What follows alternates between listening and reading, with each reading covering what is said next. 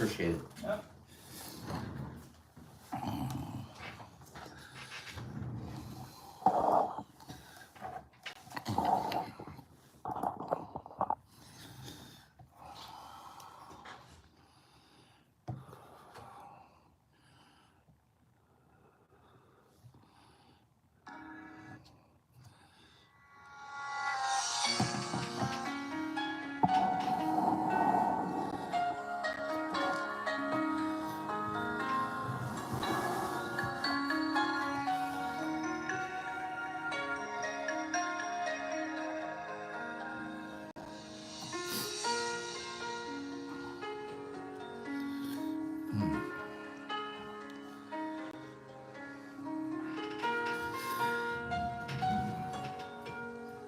Good morning.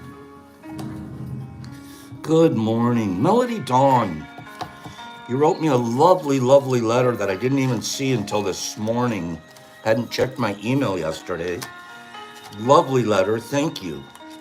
You're such a sweet lady, and I want to say hello to your mom, too. Thank you for all of that information, and know that I'm out here thinking about you. Your package is, I'll send you the tracking later today, but I actually have your package ready to go. It'll go out today. So I packed it all this morning. So thank you, dear. And thank you for that lovely, lovely letter. Or should I call it a book? I'm kidding ya. I could only be kidding ya. Good morning, everybody.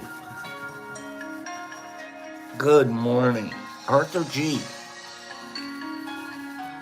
Nice to see you, Arthur. Thanks for stopping by.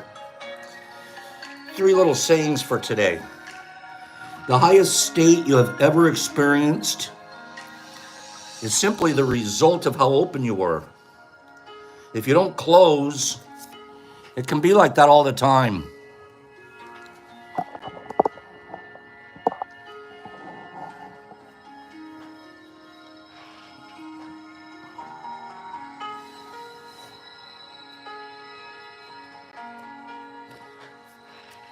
Good morning. Missed you too, Arthur. A wise person remains centered enough to let go every time the energy shifts into a defensive mode. The moment the energy moves, relax and release. Letting go means falling behind the energy instead of going into it. That's a good one. Fall behind that creepy energy. Let it go.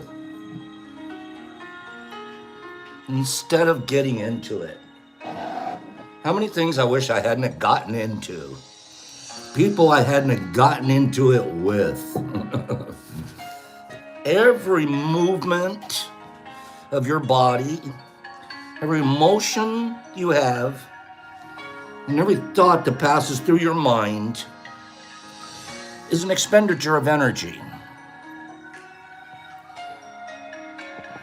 Good morning, everybody.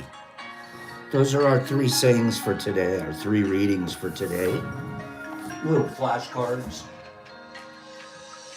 They work out great. Melody Dawn, by the way, I apologize. You mentioned tinctures. I don't have anything going right now. I meant to make some, but I haven't. So as soon as I get some tinctures going, I will personally let you know. You're on my tincture list. So thank you. I just remembered that you had written to me about that. So thank you. We'll get you some of those when we do a brew in the next couple of weeks. Speaking of brew, we're going to talk about brews here today. Brewskis. Brewskis of the ancient world. Thank you, Melody. And again, thanks for letting me know. Of course you do, Niffy. You're the brew meister. And thanks for letting me know a little more about you too, Melody. I appreciate you. I appreciate everybody here. Good morning to each and every goofball. Every single goofball that's here is receiving a good morning from me. Or a buenos dias from Corey D. 32 people, 26 likes. You guys are doing great. Mead, I've never made mead. Classic. Okay, Kavas. We're going to talk about something else today. You'll see. We're going to be the Wari culture from the Andes area in South America. We're going to be Waris today. W-A-R-I. We're going to discuss those social animals, the Wari. Good morning. Where do we start today? Oh, I know where I'm going to start. Is 100 people here yet? The person, 100 people, the name here. Is 100 people out there? I want to say something to old Hundy. I gotta say something to the old Hunder. Hundy the Hundy Hunderson. Not here yet. Okay. He'll probably be popping in. He sent me his address yesterday for the prize that he had won. Supplemental supplements. And good morning, Jesus and Justin. And we just wanted to mention the thing that he had written to us. Good morning. I see a Laura Young through my Hobo Kelly glasses. Hobo Kelly, I can see Laura Young out there. Somewhere in Tennessee. It feels like she's in Tennessee. Good morning. Where do we get started today? I wanted to get started. Oh, I know what I'm gonna do. Good morning. I didn't comb my hair again today, so I just threw a hat on. So today is like a lot going on here today. I got a lot to do. And then Monday, they're coming to do a photo shoot of the place. And they'll fly over, drone and all of that for listing. So we've got to make the place look red hot. Speaking of red hot, how about good morning, red boy? Straighty, yellow's one of my favorite colors. I gotta like me some yellow. Thank you.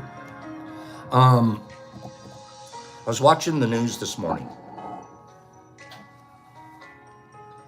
Where is it?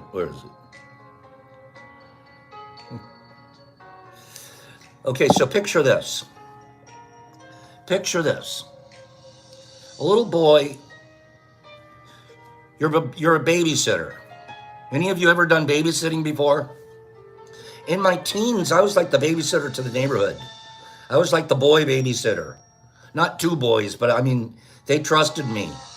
My sisters all did some babysitting too. Remember when you're like got a babysitting job?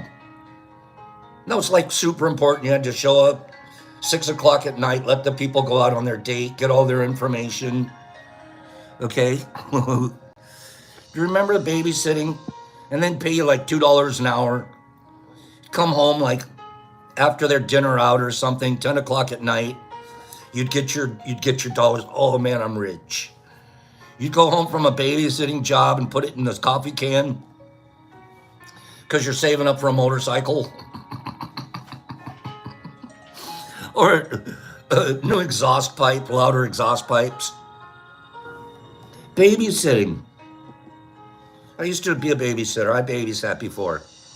I can't imagine if this happened. I can't even imagine. Justin, that's a babysitting. Nipper, it's never enough. Can you imagine? You're a babysitter. And the little fella that you're babysitting comes in and he tells you, there's a monster under my bed. There's a monster. You're like, go to bed, Chad. There's no monster under your bed. Okay? He comes back, oh no, really, there's a monster under my bed. And you're kind of getting a little frustrated. You got to put the remote on hold. So you got to put friends on hold. You go into the room and you look. You get down on your knees, you look under the bed, and you come face to face with the person underneath the bed.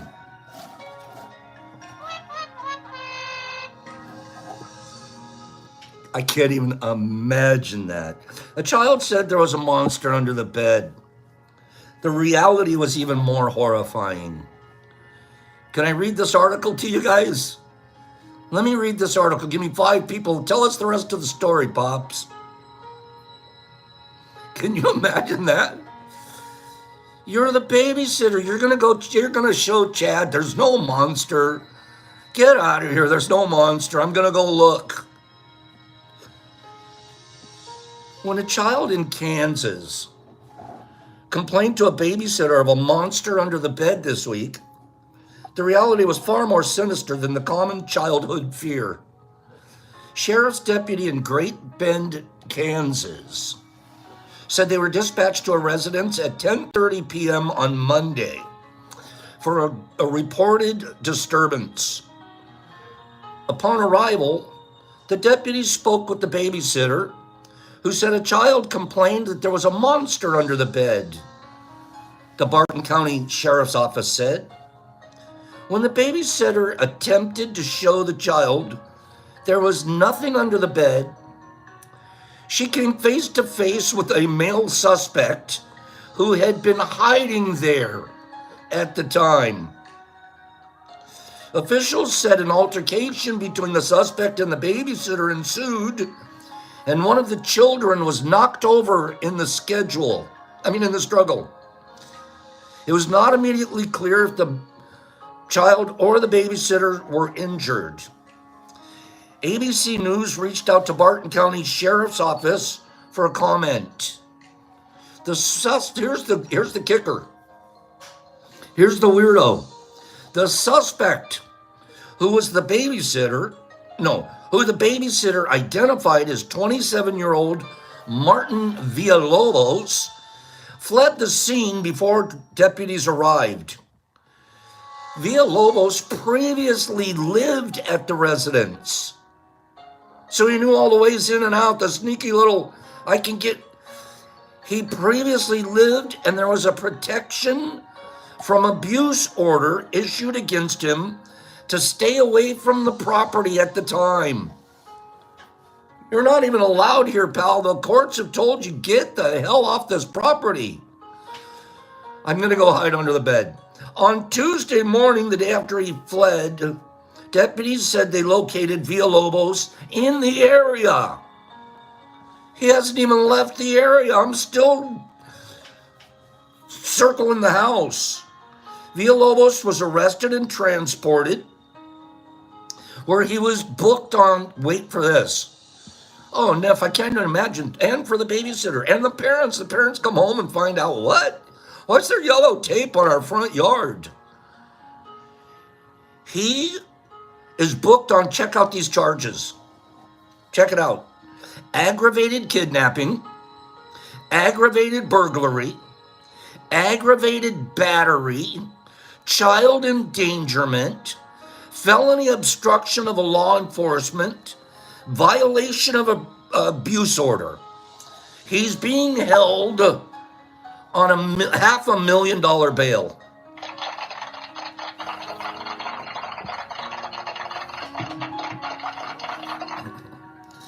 I was looking at that this morning. I go, geez, I can't even imagine the negative ripple that is gonna. I don't know if that kid wants to sleep in that room anymore. What do you think? Okay. Wow. Yeah, that's some just sincerely serious charges too, especially if all he was looking for is a place to sleep. But it sounds way worse than that. What the heck? What the heck was he doing? Get out of this house. Poor kid. Dude would have died under the bed. He never would have made it out, huh, Cleanie? I know, Kim, I can't come back. When I move, I'm going to give him the keys. Actually, we have one of those digital locks where they can change the lock. They just reprogram and a new number pops. You can't go under the bed anymore. Okay? No, you're not allowed under the bed here. Okay, no sneaking back. Pops, you guys see him looking through the window. Not far, Justin, maybe 5-10 miles at the most. I'm going to stay in the area because Michigan and the laws here are really working out liberally. They're looking pretty good. We're ahead of the pack in a lot of those areas. Yeah, Trippy. Yep, in the next month or two. We're getting the place ready for it. Okay? Yeah, that kid's got definitely going to need a little bit of therapy for a minute. Let's do a couple of rando factos. How's that? Did you know there are more trade regulations imposed upon bananas? I will, Sandy. I'm going to definitely need you because we're going to have to do a garage sale. Big garage sale, and it'll be like a lab sale. There's a bunch of stuff from the basement that I'm going to want to put out. And the volunteers that come and help Pops are going to get first dibs on grabbing a few things and squirrel them away in your car or your truck. So we'll talk about that. First dibbies. Okay, it's going to be a crazy... Kim, I have a lot of really neat stuff. That's doubles of everything, actually, because the grow house is completely set. So almost everything here is like a double or a triple. So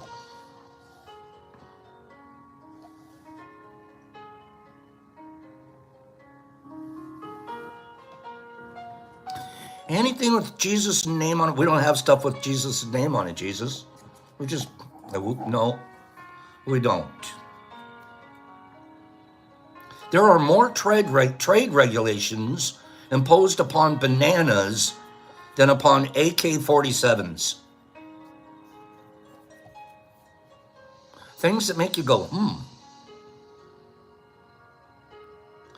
More trade regulations. That's the key word. More trade regulations on bananas than on AK-47s. It seems a little unbalanced there, huh? How about this one? I was reading, some of us aren't the sharpest in the night, and sharpest knives in the drawer. Okay? Oh, Herbie, many more bananas, of course, I'm sure.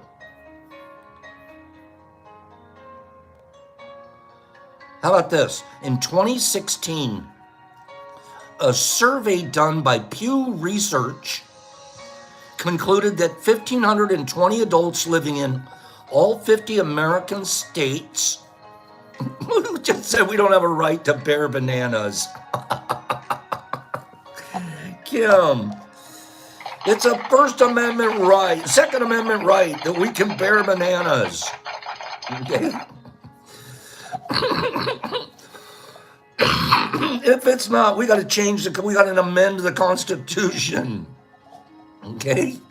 I know about bugs and all the, I get the trade regulations. It's just a funny statement.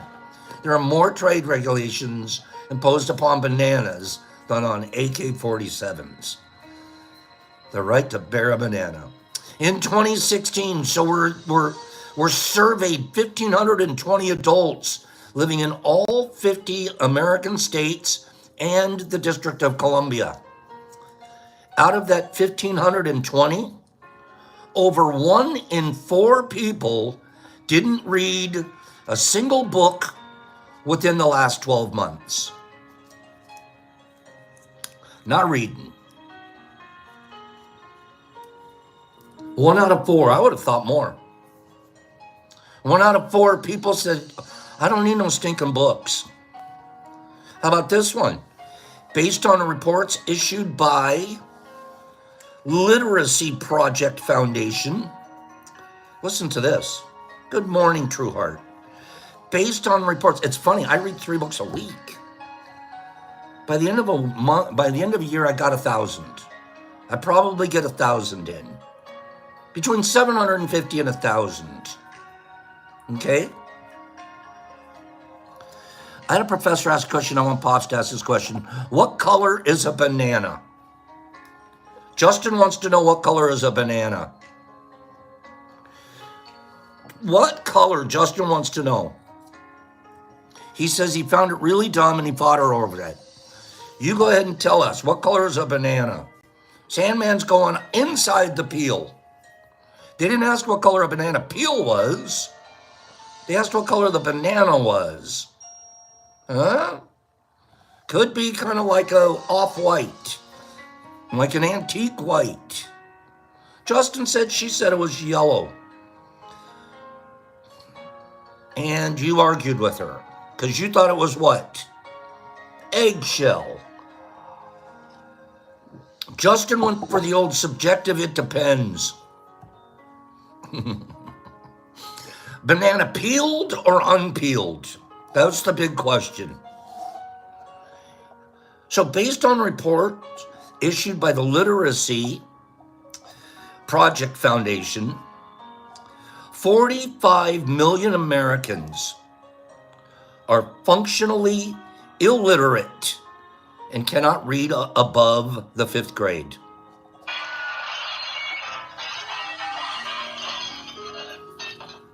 There's only 300 million of us.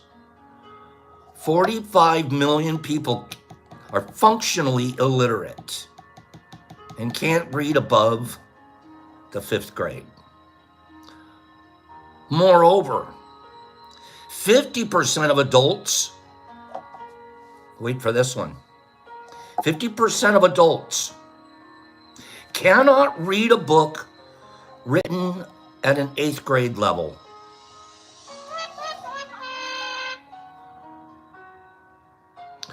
Huckleberry Finn,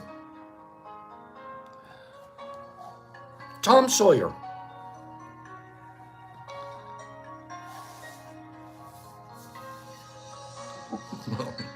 Eli, we're not doing that here, you goofball.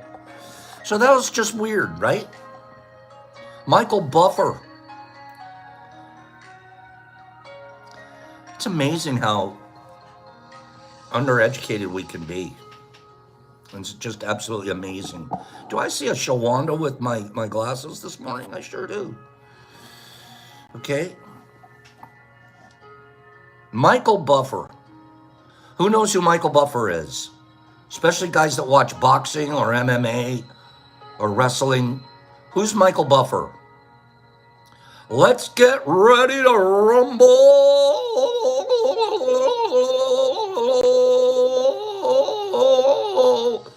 Remember that guy? Let's get ready to rumble. You want to hear something crazy? He and his brother Boos, but they didn't grow up together. They didn't even know they had brothers. They were raised in different families. And then they found each other somewhere like in their, maybe their 20s or something like that. Michael Buffer, a ring announcer, has trademarked the term, let's get ready to. He didn't add the rumble, just let's get ready to. Trademarked. It's netted him over $400 million.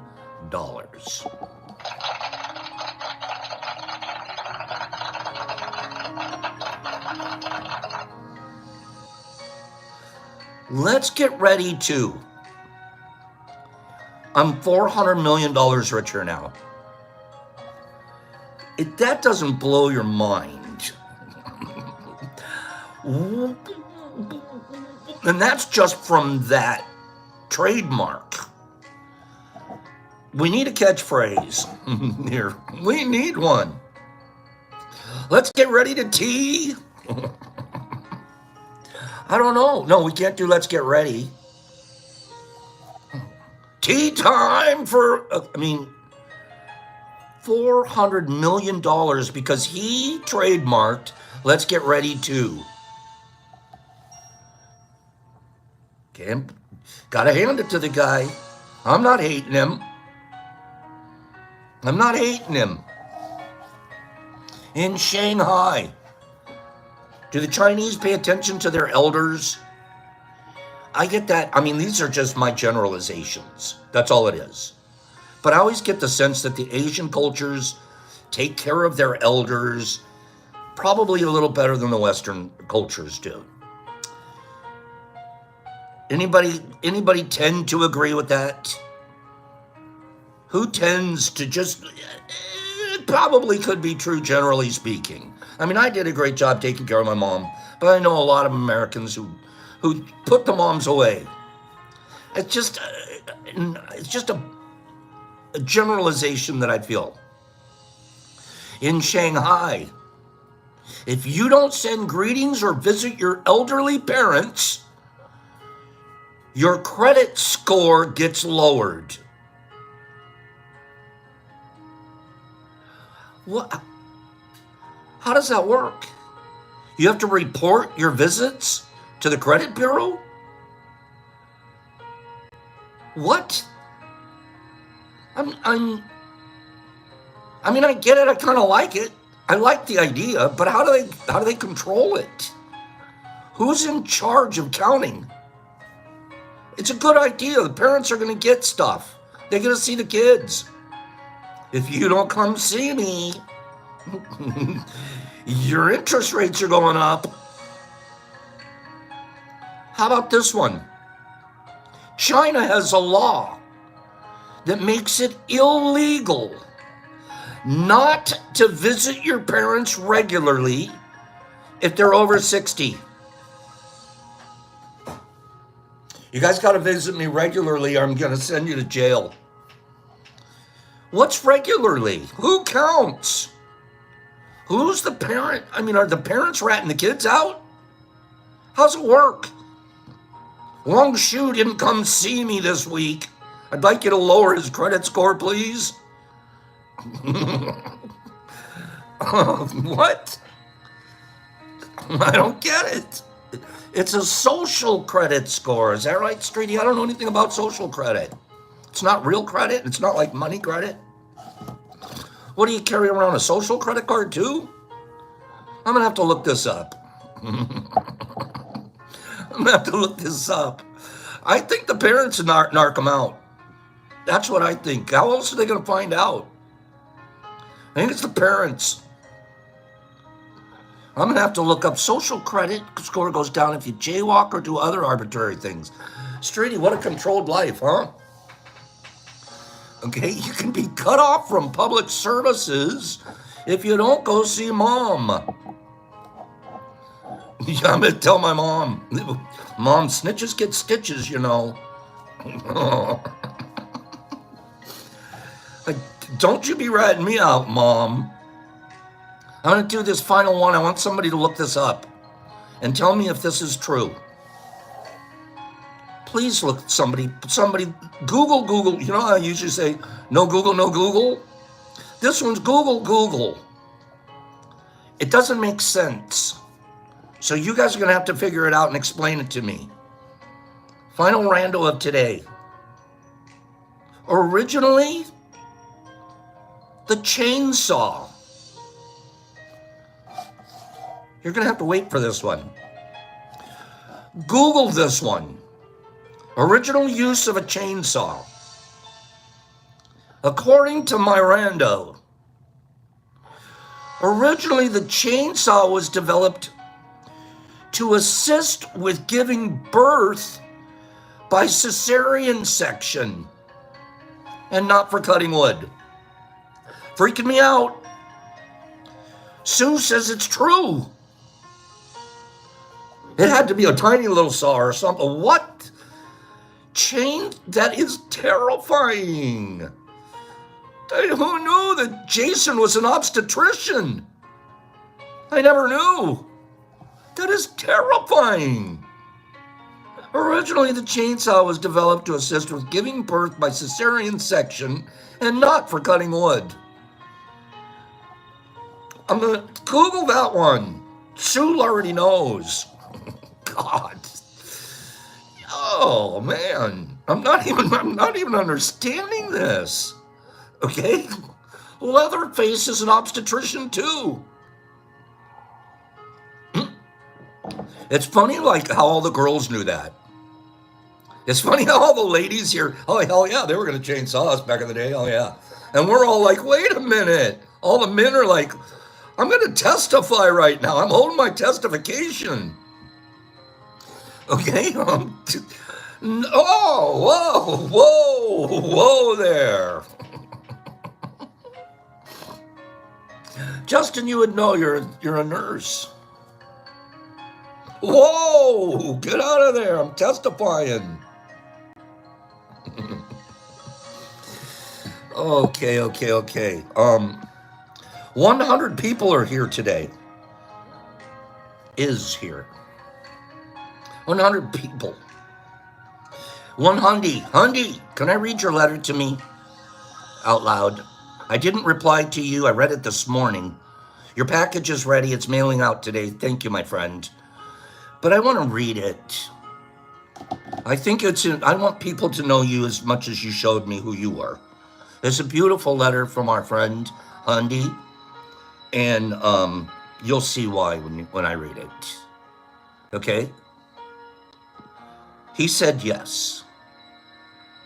And beautiful letter. Thank you for you'll see. It's incredibly transparent and really honest. That's the beginning of many positive paths. Good morning, Pops. I want to start by expressing my gratitude. I'm 37, a father of 5, and I have been married for 14 years. I've had a successful career in car sales, but the past couple of years have been particularly challenging. I lost my mom, and then my best friend, and then my dog of 17 years. I can't tell you how sorry I am. Not apologize, but I can feel that. During this time, I buried my emotions deep down, as I've always been the type to ignore my feelings. In January, the weight of those emotions became too much to bear, and I went through a significant emotional breakdown. It was then that I realized, here comes some health, you guys. Pay attention. It was then that I realized it wasn't healthy to go through life like a robot, treating each day like a routine and disregarding what was truly affecting me. This is when I started turning into your live sessions. Those 9 a.m. weekday broadcasts have transformed into a sort of therapy for me. In February, I began microdosing 2 to 3 times a week, which helped me successfully quit smoking. We're not done. I also revamped my diet, and I got a gym membership where I now go 3 times a week with my wife. That one right there was the part I liked the most of this whole letter. When you go work out with your wife, your significant other, I got to tell you that's super healthy. I got to tell you there's a lot of healthiness in that. So now I'm working out 3 times a week with my wife. We've found that it's great for our relationship as well. Through this journey, I've come to understand that I never allowed myself to mourn properly. I had been coping by ignoring my losses. Now I'm focusing on strengthening my relationships with my wife and my children and my siblings. It's incredible how little things in life can suffer when you're caught up in a cycle of working, eating, watching TV, and sleeping. I'm now dedicating time to what truly matters, and it feels amazing. This is a very genuine letter. This guy's not posing. If possible, I would love to meet you and have a conversation. My sister, who has also started watching with us daily, would be interested in meeting you too. She is a psychiatrist and a highly educated woman who has been studying mycology for years, though I initially overlooked the benefits that she mentioned. I plan to place an order soon, as I've gifted many away to spread the love. Thank you for everything. 100 people. Thank you for your beautiful, soul-filled, transparent, therapeutic letter. Every one of those words were written out of kindness and goodness and a healing. So good job. Thank you. And it's great because he doesn't live very far. He lives in Michigan right here in a town not super duper far. So yeah, probably early summer, Hundy, let's figure out how to get together and hang out for an afternoon. Okay? So, good stuff right there. I was waiting for him to be here, and thank you for letting me read that. Thank you very, very much. Your stories, when you share a story like that, realize there's a lot of us with the same ingredients in our story, right? There's a lot of ingredients that make up that story that we all share, especially about the way we used to handle things compared to the way we're practicing handling things now. Okay? So thank you again. Michael, you're in Michigan too? Or one of these days we're going to have a Michigan mycologist meeting.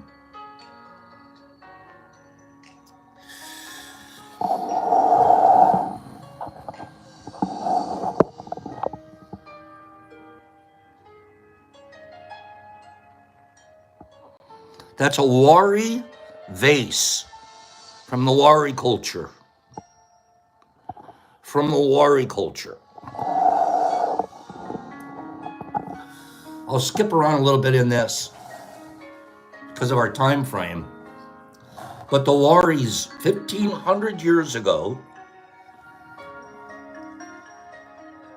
1,000 to 1,500 years ago, flourished in the Peruvian Andes from 500 to 1000 CE. What do we want to know about these guys? They were pretty sharp.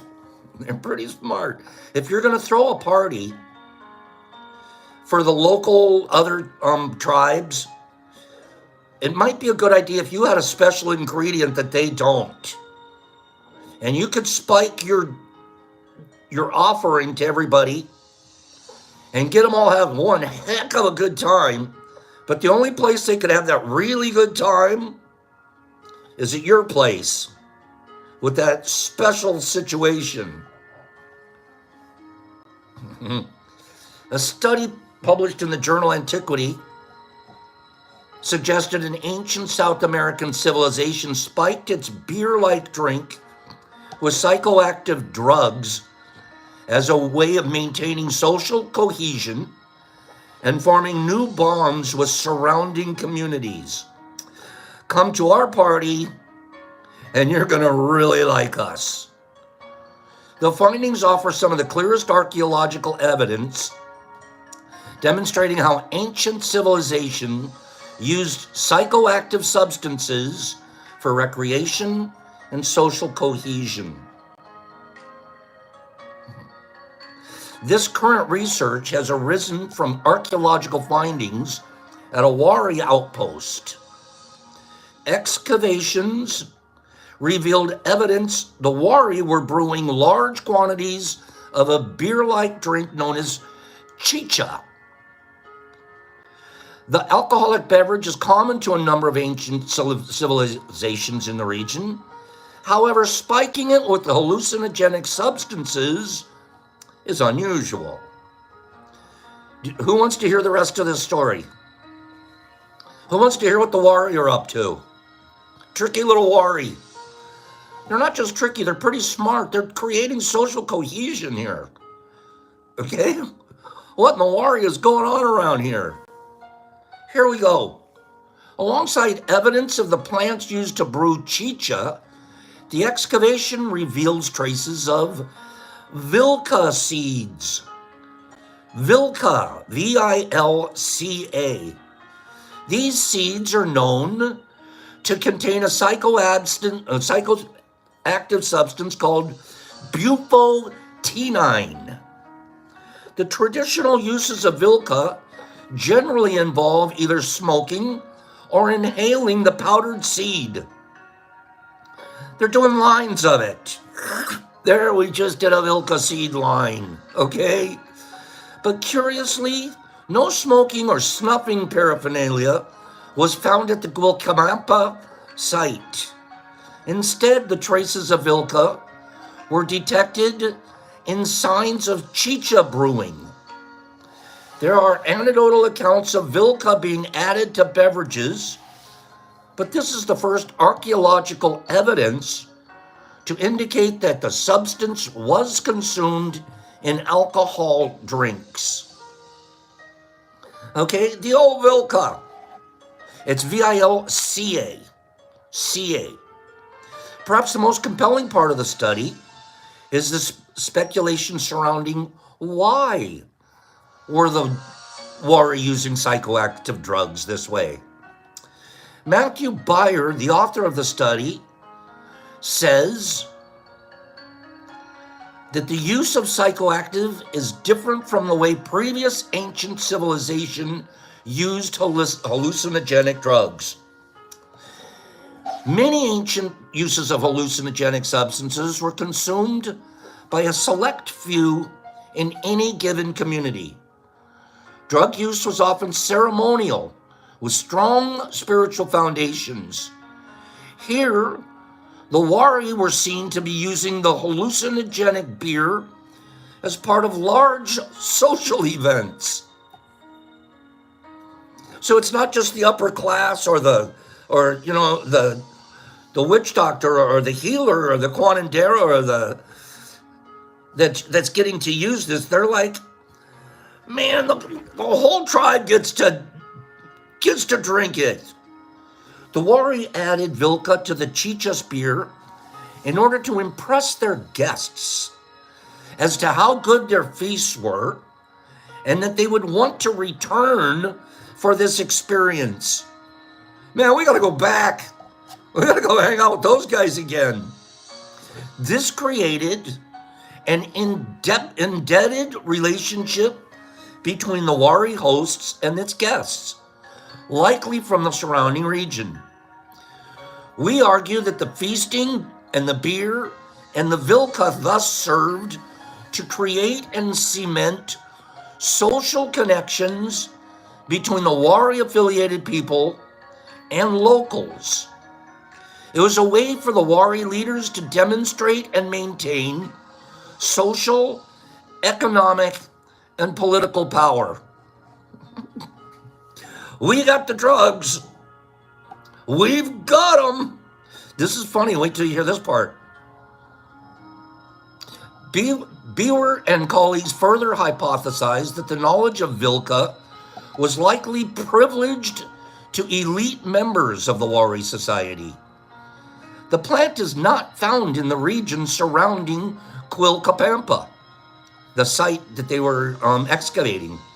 In fact, it can only be harvested, the vilca seed, from a location hundreds of miles away, meaning any experience generated by these drug-fueled Wari feasts could not be easily replicated. The locals around there that aren't Waris, but they want to do their own beer, sorry, you don't even know where we get the vilca seeds. They're not grown locally, and only the big shots in our tribe even know where they are. By tying this esoteric knowledge of obtaining and using vilca as an additive to chicha, Wari leaders were able to legitimize and maintain their heightened status. These individuals were able to offer, wait for it, a memorable collective psychotropic feast, but they ensured that they couldn't be replicated by the other tribes. Anybody getting the idea what's going on here? Okay. The idea that the Waris were using a psychoactive drug as a way of maintaining social control is speculative, but it does present a compelling story based off of the excavations and some of the anecdotal history. Okay, titty parties, that's out of line. Byward said Wari feasts certainly had social, economic, and political motivations. Providing neighboring communities with these kind of psychedelic charged experiences creates a powerful dynamic that could indebt the guest to their host. Yeah. Can I come to your next party? Okay. Since this remarkable discovery, evidence of another ancient psychedelic cocktail has been discovered on the other side of the world. Research led by David Tanasi at the University of South Florida has revealed complex combinations of psychotropic substances in a vase from ancient Egypt. Okay, one more, a little bit more.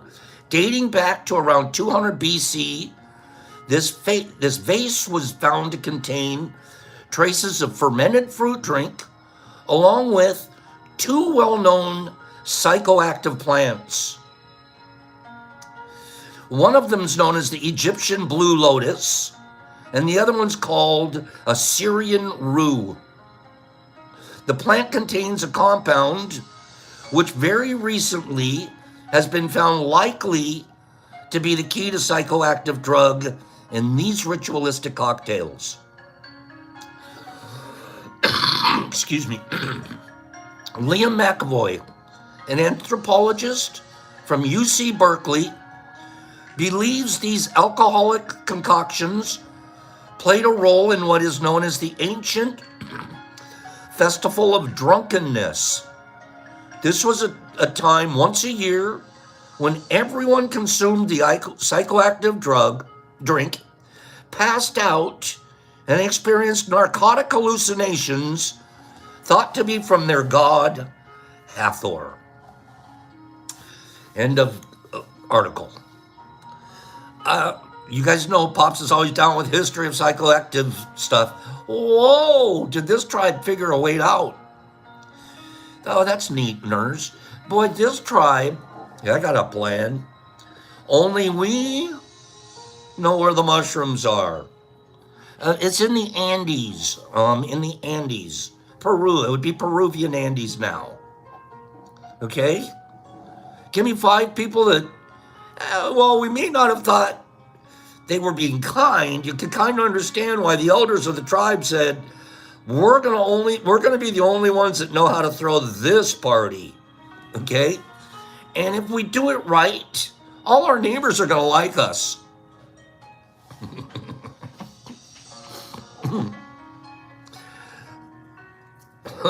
Those natives, they're sharper than we think.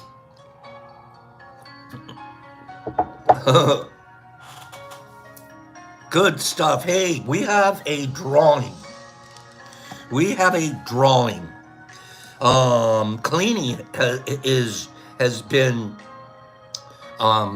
raffling one of an OZ of smokables McSmokertons.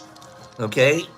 And if you've ever got anything from Greenie, you know it's the top shelf of top shelves. So he said that there are 25 tickets currently.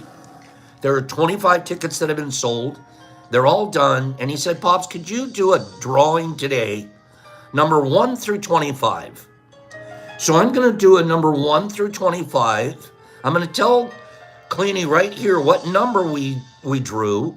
And then he'll be able to look at his list and know whose number that is. Okay? So here we go, top shelfers.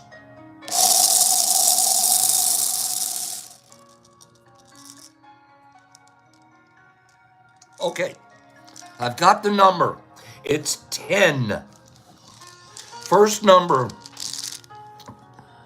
below 25, it was a 10.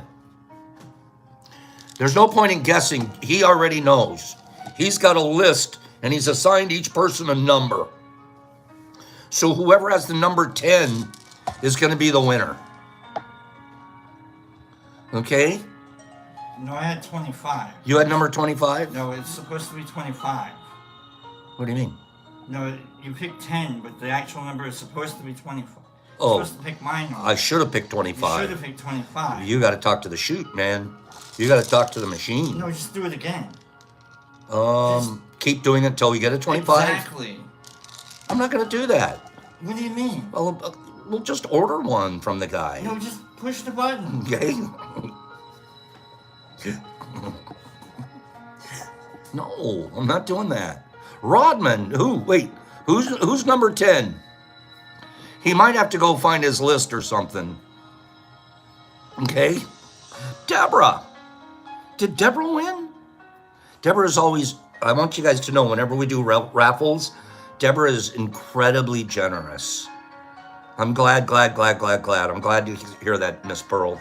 She always contributes. She'll usually get more than one ticket, and not because she's looking to win, but she's looking to contribute. So congratulations. I agree with you, Nippy. Absolutely well-deserved. Congratulations, Deborah. Let's do another one for a giveaway of a pack of supplemental supplements coming from the Detroit Mush House. This is a number between 1 and 50. I just redid all the numbers. I just did it again. So, what do you guys think the number is? 1 through 50. 1 through 50, first person to get the number that I have in my chute, I'll be sending a package of supplemental supplements, as long as you live in the United States and you're over 18. Sanum, can you believe that it's another 10? I redid it. I'm not even joking. It came up 10 again. 2 10s in a row. One for Deborah and one for Sanum. Congratulations, Sanum. I wonder if I pushed it again, would I come up with another 10? Let's just try it for the heck of it. I'm not doing a contest, but I mean, what are the odds of getting 3 10s in a row? What are the odds of getting 2?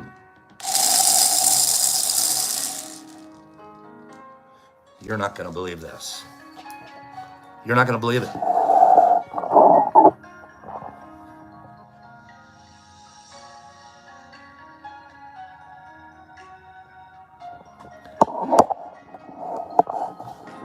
Three 10s in a row. Should we do it again? Should we do it again? No, I'm not lying. I'm not even. I clear the thing here. I clear the chute so there's nothing in it. And I push the button. If this comes up 10 again, I'm freaking out.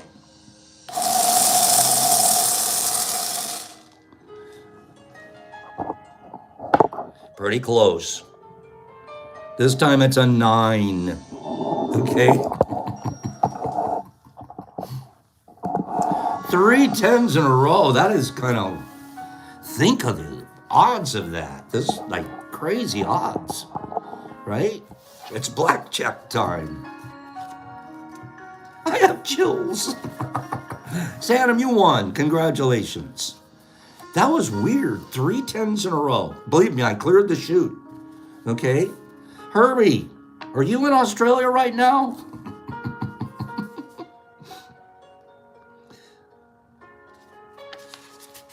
I have 2 quick readings for today, and then we're going to get out of here. Okay? A caveman picking berries was cornered by a wild and now extinct creature. And when he was spared by the sudden snap of a tree limb, that scared beast took off. He took a piece of the fallen bough as a good luck charm. And so the story of symbols begin. People have always saved scraps of their experience to help remind them of the forces of life that can't always be seen. Filled with the timeless rhythm of the ocean, we pocket a shell and carry it thousands of miles to know that the presence of ocean is with us when we are hours from the sea. It is why we treasure certain songs, why we save ticket stubs and dried out flowers. Symbols are living mirrors of the deepest understanding that have no words. I know of two friends who made it through Vietnam. They were rehabilitated in Italy, and before coming home, they split a copper lira, each holding dear the other's half, as if it were the break of heart forever left in that forsaken jungle. We ask the smallest items of everyday life to carry unbearable meaning for us. And the dearest ones work like Aladdin's lamp. This is beautiful. All we have to do is rub them slowly, and feelings and times long gone come and live again. Or basic truths, hard to keep in view, return. As a boy, I remember visiting my grandmother's house. This is a true story for me. She had a milk white bowl filled with M&Ms. It was a simple magical treasure to me. Did any of you guys have a grandmother who had the candy bowl? Grandma's candy bowl. Think about it. My grandma absolutely had the candy bowl. Filled with M&Ms. It was a simple, magical treasure to me. No matter how often I reached on tiptoe, it never emptied. It has been 30 years since she died, and now when I get a little depressed, I hold that milk white bowl in my lap, and I eat a few M&Ms, and I feel better. This isn't illusion or escapism, but rather using the milk white bowl with M&Ms as a living symbol that can call into my moment of sadness a deeper sense of plenitude and generosity that's always there, but it's not always accessible. This is the proper use of symbols, not to coldly represent ideas, but to call into being all that lives in us and about us. They help us bear witness to the painful mastery of living. And whether it's a crucifix, a small weeping Buddha, or a broken shell from a long forgotten sea, they help us bear the days.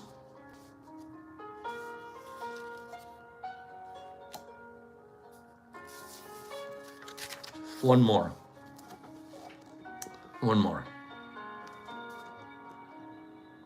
Our strength will continue. I have lots of symbols here, and most of them have been given to me by you guys.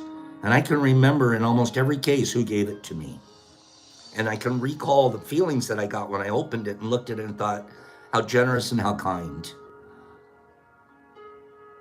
Our strength will continue if we allow ourselves the courage to feel scared, weak, and vulnerable. I'm going to say that again. Please listen. Please listen with ears that are ready to hear. Our strength will continue if we allow ourselves the courage to feel scared, weak, and vulnerable. This is a prayer for the ages. In fact, it helps to define weakness in spiritual terms as any habit of the mind or heart that prevents us from seeing things exactly the way we are. The definition of weakness. Weakness isn't about, you got bad willpower, you're not strong, You got bad musculature. Weakness is a habit of the mind or heart that prevents us from seeing things exactly as they are. We don't see things in their entirety when we're weak. We don't have an entire capacity to feel when we're weak. These are the blindnesses that continually keep us from truth and oneness and compassion. We are all frail. We all make mistakes. We all fall prey to 1,000 emotions and exaggerations.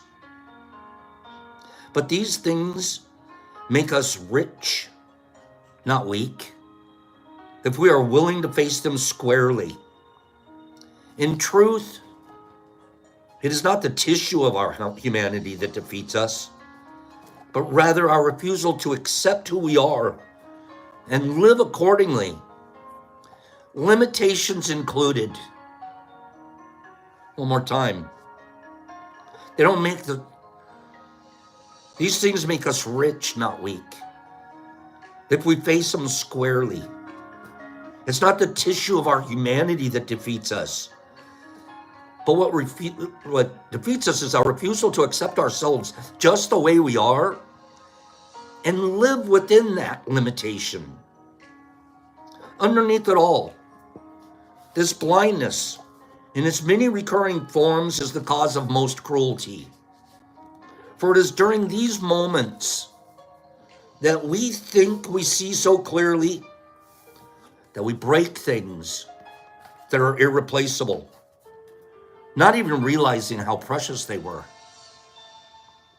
After breaking many things in my life, hearts, heirlooms, robin's eggs, I'm humbled to admit that the only difference I see on earth between being strong or weak is the honesty with which we face ourselves, accept ourselves, and share ourselves, blemishes and all.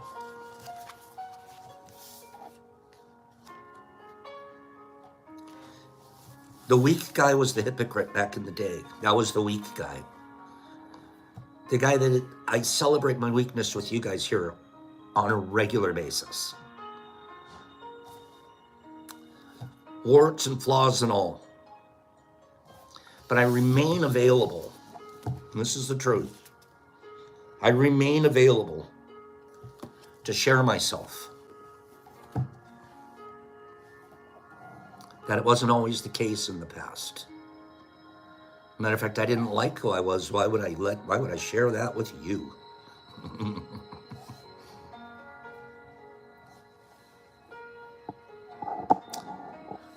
Takes courage to face our weaknesses, accept them, live within those limitations, and be willing to share. Thank you, Michael. And we saw that today with the letter from 100 people. Mentioned some flaws in there, didn't he? Mentioned some weaknesses in there, didn't he? But you know what that letter was? It was a willingness to share.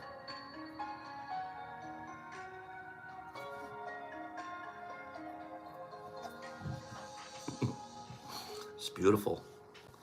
Have a wonderful weekend. We'll see you guys here next week, Monday. Be willing to share all weekend. Be willing to be honest, right, Michael? Be willing to say, no, I don't have it. I can't do it. Don't overextend yourself. Go work out with your wife or your husband. Go to the gym with them.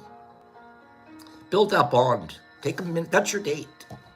Go do stuff that's healthy with each other. It's glad to see some of this stuff going, some working here. You guys go have a wonderful weekend.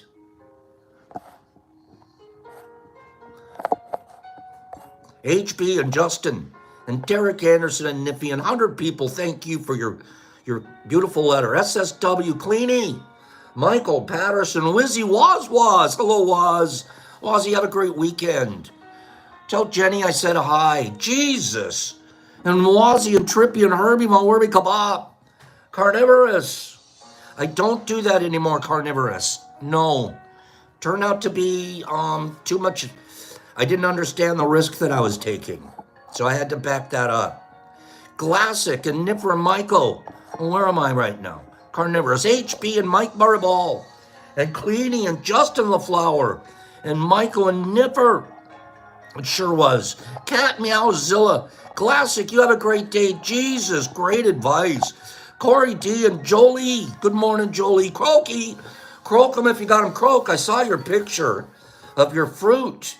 It's looking beautiful, bro. You keep it up. I'm really proud of you. John Zook, thank you. Suey the Little Meyer. Billy D and Marcus the Dockster. D Anderson and SSW and Cleany. And Deborah, you're a pearl. Carnivorous and Trippy and my hippie. Laura, have a divine day. Mike Butterball. Jesus Christ and Cat Meowzilla. Rodmond. Donnie Fike all the way. I like Don Fike. Justin, he's okay. Michael Shanti Patterson. Billy D. Michael and Calico Meow Kitty. Trenty, hello Trenty. Melody Dawn, you too. Beautiful letter, thank you. Jesus Christ, Mr. 420, tin cans. Notorious, you're skating. Joey D's, Derek Anderson, Jesus Christ. Exception, have a wonderful weekend. Herbie, John Zook, you too. Pidgey Page, Streety, write 'em if you got 'em. Kimberly, Mike, and Trueheart, focusing. Mother, Mother, Wolf, that was terrible. Jay Hurst, thank you. 4, and Jesus Christ, and Joey. And Not, and Jay Hurst, and Croaks, it looked good. 100 people. Jesus, and Trueheart, and Melody Dawn, and Mike Butterball, and Wazzy, and Derek Anderson, and 100 people, and Melody Dawn. And 4 things that we want to remember for the weekend. We're going to remember to be impeccable with our word. Perfect. We're going to remember to not take ourselves seriously, personally. Don't take anything personal, right? Or personal too. Yeah, but or even serious. Or serious. Yeah, get out of here with that serious business. And then number 3, we're not going to have any what? Expectations. Oh, you're good at this. Expectations. Well done, son. And fourthly, are we going to do this? We're going to see it right here. HB's going to tell us. HB always finishes it up for us. Always do your freaking best. Get out of here, kids. Wait, so you're telling me that if I take these, I can go work out with my wife? Yep. No, I don't want to work out. Come on. Yep. Matter of fact, you take those, no way. And you'll find a wife. No way. You'll find a wife, okay? I'm sorry, wife. Sorry. Oh, not sharing?